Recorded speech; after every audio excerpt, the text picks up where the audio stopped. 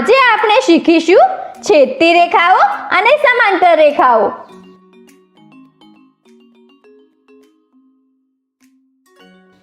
આપણે અગાઉના વિડીયોમાં બિંદુ એટલે કે પોઈન્ટ, રેખાખંડ એટલે કે લાઈન સેગમેન્ટ, રેખા એટલે કે લાઈન અને કિરણ એટલે કે રે વિશે જાણ્યું। ચાલો તેનું પુનરાવર્તન કરીએ। કોઈ સ્થિતિ કે સ્થાન દર્શાવવા માટે નાનાથી નાના ટપકાને બિંદુ કહે છે। કાગળ પર બિંદુ દર્શાવવા માટે આપણે પેન અથવા પેન્સિલથી એક નાનું નિશાન એટલે કે ડોટ બનાવીએ છીએ અને એને અંગ્રેજીના કેપિટલ અક્ષરથી નામ આપીએ છીએ। જો આપણે આવા બે બિંદુ બનાવીએ છીએ અને તેને સીધા રસ્તામાં જોડીએ તો આપણને આ બંને બિંદુઓના વચ્ચેનો સૌથી નાનો રસ્તો એટલે કે શોર્ટેસ્ટ પાથ મળે છે। બે બિંદુઓ વચ્ચેનું સૌથી ટૂંકું અંતર એટલે એક રેખાખંડ। રેખાખંડને તેના અંત્ય બિંદુઓના આધાર પર નામ આપવામાં આવે છે। જેવી રીતે આ રેખાખંડનું નામ છે રેખાખંડ AB અથવા BA। જો આપણે કોઈ રેખાખંડને બંને દિશાઓમાં અંત કર્યા વગર વધારતા જઈએ તો આપણને એક રેખા મળે છે।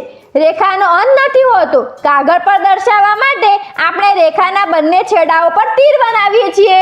રેખાને નામ આપવા માટે આપણે તેના પર બે બિંદુ લઈએ છીએ અને રેખાને રેખા AB આવી રીતે નામ આપીએ છીએ। આને અંગ્રેજીમાં બીજી ABCD ના અક્ષરથી પણ નામ આપી શકીએ છીએ, જેમ કે રેખા L। જો રેખાખંડને ફક્ત એક દિશામાં વધારવામાં આવે તો આપણને એક કિરણ મળે છે। કિરણ એક નિશ્ચિત બિંદુથી શરૂ થાય છે જેને આપણે ઉદ્ભવ બિંદુ એટલે કે સ્ટાર્ટિંગ પોઈન્ટ કહે છે। જે દિશામાં કિરણ વધે છે તે દિશામાં તીર બનાવીને આપણે એ દર્શાવીએ છીએ કે કિરણ અનંત સુધી વિસ્તરેલું હોય છે। કિરણ A અને B એમ બે બિંદુઓના ઉપયોગથી આપણે કિરણ AB આવી રીતે નામ આપીએ છીએ।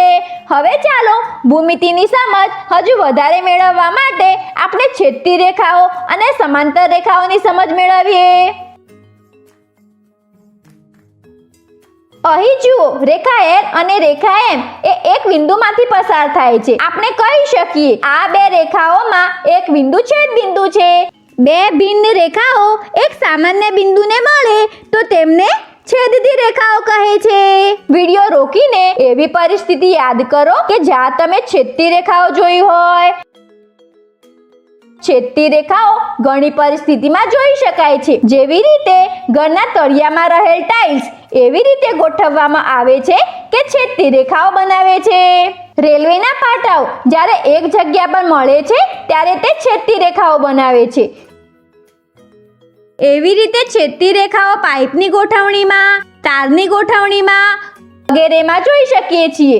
વિચારો કે શું બે થી વધારે રેખાઓ એક જ બિંદુમાંથી પસાર થઈ શકે? વિચારો। સાચું વિચાર્યું। એક બિંદુમાંથી ઘણી રેખાઓ પસાર થઈ શકે છે। શું એવી રેખાઓ હોઈ શકે છે જે કોઈ પણ બિંદુને ના છેદતી હોય? વિચારો। સાચું વિચાર્યું। જો બે રેખાઓ વચ્ચે સમાન અંતર રાખવામાં આવે તો તે ક્યારેય છેદતી એટલે કે ઇન્ટરસેક્ટ નથી કરતી। આવી રેખાઓ કે જે એકબીજાને છેદતી નથી તેમને સમાંતર રેખાઓ એટલે કે પેરેલલ લાઇન્સ કહે છે। જેવી રીતે રેલવેના પાટા, વીજળીના તાર, રસ્તાની કિનારીઓ અથવા તેના પર બનેલી પટ્ટીઓ વગેરે। જ્યારે બે રેખાઓ સમાંતર હોય તો તેને આપણે આવી રીતે દર્શાવીએ છીએ। અને યાદ રાખો કે બંને સમાંતર રેખાઓ વચ્ચેનું અંતર હંમેશા સરખું રહે છે। આજે આપણે શીખ્યા કે છેદતી રેખાઓ અને સમાંતર રેખાઓ। આગળના વિડીયોમાં તેનાથી સંબંધિત ઉદાહરણોને ઉકેલીશું।